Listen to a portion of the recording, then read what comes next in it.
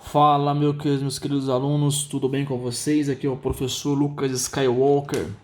Então, em virtude dessa situação toda, né, que a gente está vivendo aí, né, hoje, a partir de hoje, eu vou fazer algumas videoaulas, tá? E aí a gente vai postando aí para vocês as aulas no YouTube, tá bom? Então, essa aula aí que a gente parou, né, chamada aula de dilatação de líquidos. Então, essa aula eu vou dividir em duas partes, tá? Então, essa aula vai ser essa primeira aula, parte um, tá? E depois eu faço a parte 2, tá bom? Então, parte um, tá bom?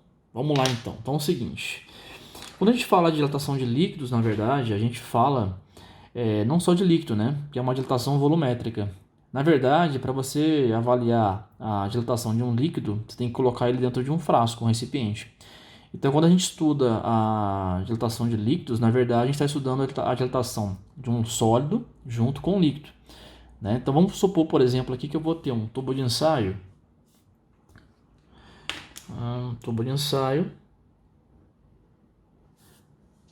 Tá? Nesse tubo de ensaio, eu vou colocar um líquido até a sua borda, tá?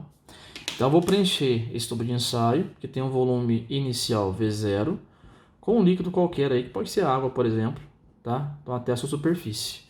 Então, esse tubo de ensaio ele vai ter um volume inicial V0. E vamos supor que esse tubo de ensaio está a uma temperatura T0, tá bom? Aqui eu vou traçar umas linhas pontilhadas para a gente poder avaliar a dilatação, tá?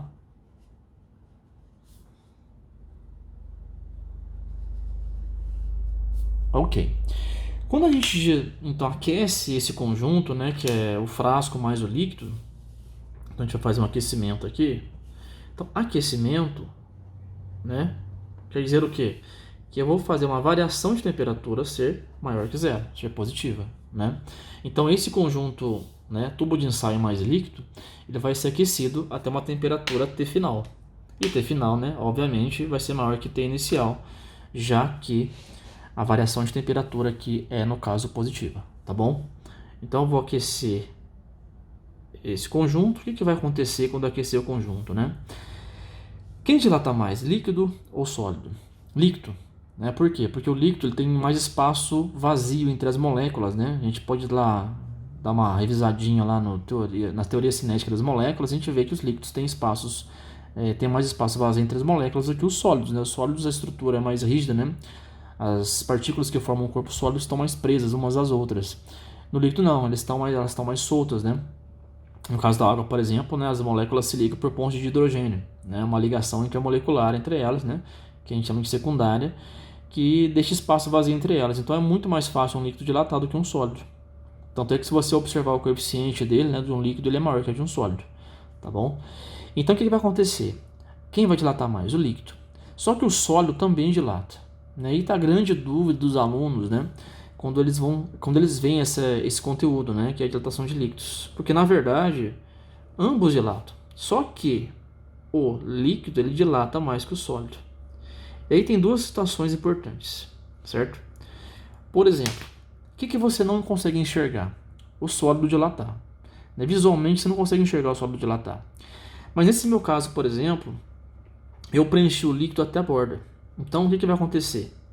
A hora que o líquido dilatar, e ele vai dilatar mais do que o sólido, ele vai transbordar, né, aqui por cima. Ele vai transbordar aqui pelo tubo de ensaio. Então essa dilatação que você vê o líquido transbordar, a gente chama de dilatação aparente, é o que você enxerga. Então aqui, ó, o líquido transbordando, que ele vai transbordar, por quê? Porque ele está até a borda preenchido aqui, né? Então na hora que você aquecer, ele vai transbordar. A gente chama de ΔV aparente, que é o que você consegue enxergar. Você pode até colocar isso aqui, você vê. Ok? Agora, além disso, o que você percebeu também? Que aqui na parte de baixo, né, eu nesse caso, para ficar mais didático, né, eu considerei que a dilatação do recipiente ela é dada apenas para esse pedaço, ó, mas de baixo, tá? Mas na verdade ele dilata em todas as dimensões, né?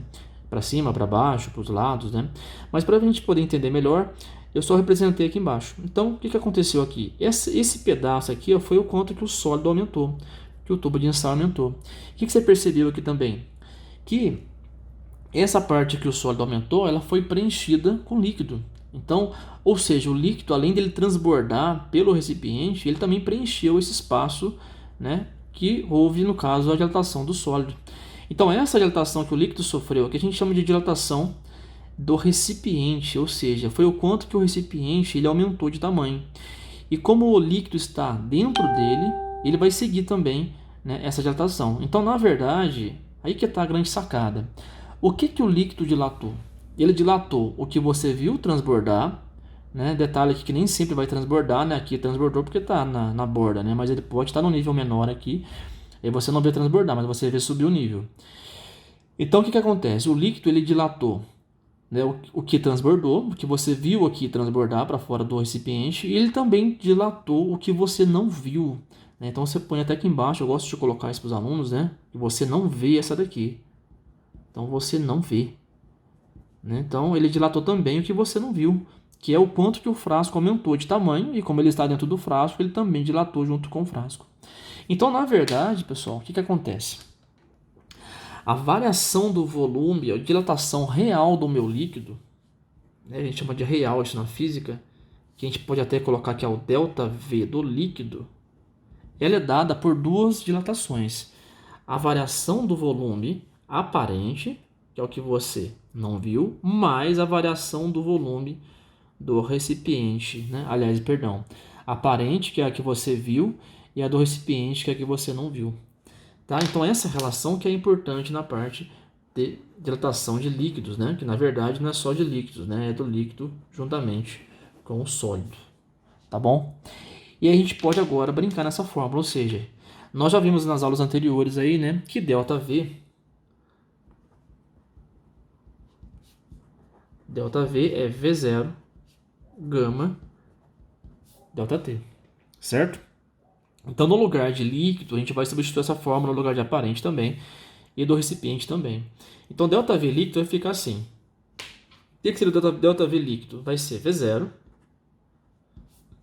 vezes o gama líquido, que é do líquido, né? Que é tabelado esse gama, vezes a variação de temperatura. O que seria o ΔV aparente? V0 gama aparente vezes a variação de temperatura. O que seria o ΔV do recipiente? Seria V0 gama do recipiente vezes a variação de temperatura. Como aqui é uma igualdade, né? É uma igualdade, vai ter uma soma, mas é uma igualdade, né? E o que você percebe nessa igualdade que tem uma soma? Em que o V0 aparece nos três termos e também o ΔT. Então, quando acontecer isso, matematicamente, você pode fazer o quê? Você pode cortar. Então, eu posso cortar o V0 daqui, com o V0 daqui e com o V0 daqui. E a mesma coisa eu posso fazer com a variação de temperatura, né, que é a mesma para o conjunto inteiro. Então, eu posso cortar o ΔT daqui, com esse e com esse também aqui da direita. Tá? Eu cortei aqui. Então, na verdade, o que você tem aqui dessa relação? Né? Você tem uma relação entre os gamas. Ou seja, o gama do líquido é igual ao gama aparente mais o gama do recipiente. Tá aí. Então, se você quiser encontrar os gamas, né, eu te dei algumas informações, você pode usar essa relaçãozinha para encontrar os gamas. Mas também não esqueça que você pode também trabalhar de forma individual, ou seja, você pode falar que ΔV líquido é igual a V0 gama líquido ΔT. ΔV aparente é V0 gama aparente vezes ΔT. E também que ΔV do recipiente é V0 gama do recipiente ΔT. Certo? Detalhe nessa fórmula última aqui, né? Nessa última fórmula, que o recipiente, como ele é um sólido, ele também tem alfa e tem beta. Então, às vezes, o exercício ele não vai te dar o gama, mas ele vai te dar, por exemplo, o alfa. Então, ele tem que lembrar que o gama do recipiente, na verdade, é 3 vezes o alfa do recipiente. Então, não esqueça disso. Porque, às vezes, ele pode também, né, brincar com isso e te oferecer, por exemplo, o alfa ao invés do gama. Aí você pega aqui na formulinha, coloca no lugar do alfa e você acha o gama, né? Para encontrar alguma coisa que você precise aqui. Ok, galera? Então, é isso que seria então a dilatação de líquidos, né? Ou seja, e sempre quando o exercício falar para você, né, no enunciado do exercício, te falar, transbordou tantos ml, ou, né, extravasou tanto. Então, esse volume que extravasa, que transborda, é o chamado ΔV aparente. Beleza? Geralmente ele te dá para você encontrar, por exemplo, o gama aparente, e depois para você encontrar lá, ou seja, um gama líquido ou um gama do recipiente. Tá bom? Então fica bem atento nessa parada aí, né? Que é bem importante. Beleza? Bom, o que mais, né? Vamos ver. O que acontece com a densidade, será, desse líquido, né? Vamos brincar mais, vai. Densidade. Vamos falar de densidade agora. Bom, a gente sabe, né? Situando a água, né, entre 0 e 4 graus, que já vou falar sobre isso. Mas a gente sabe de forma geral que quando você aumenta a temperatura, você aumenta o volume de um líquido, certo? Em forma geral. Por quê? Densidade é uma relação básica, né, entre massa e o volume ocupado por um corpo, certo? E a gente sabe o seguinte, né? Se você, por exemplo, aumenta a temperatura, você aumenta o volume. E com isso, você faz o que com a densidade? Você diminui a densidade. Por quê? Densidade e volume, eles são inversamente proporcionais, né? Quando você aquece um líquido, o que você faz com ele? Você aumenta, você fornece energia para as moléculas que formam aquele líquido, energia cinética, vibracional, translacional, rotacional, ela começa a vibrar, a se movimentar, né? E aí esse volume ele aumenta. Mas você percebe o quê? Que o número de moléculas não muda, o número de moléculas continua o mesmo. Então, na verdade, quando você aquece um líquido, a massa não muda, né? Então a gente pode brincar aqui e falar o seguinte, que a massa inicial vai ser igual à massa final, tá? E aí, a gente pode brincar mais. Se densidade é massa por volume, se eu vier aqui na fórmula, eu posso falar que massa é densidade vezes volume. Ou seja, meu Deus, V. E aí a gente pode substituir esse dV no lugar do M0 e do M. O que seria o M0 então? Seria a densidade inicial vezes o volume inicial. E a massa final vai ser, obviamente, densidade final vezes o volume final. Certo? E aí nós já vimos também, né, anteriormente, que o volume final ele vai ser dado por quem? Por V inicial 1 mais gama ΔT. Essa fórmula nós já vimos aí nas aulas anteriores. No caso, como a gente está tratando de líquidos, então aqui se é gama, eu vou falar que é gama do líquido, tá bom?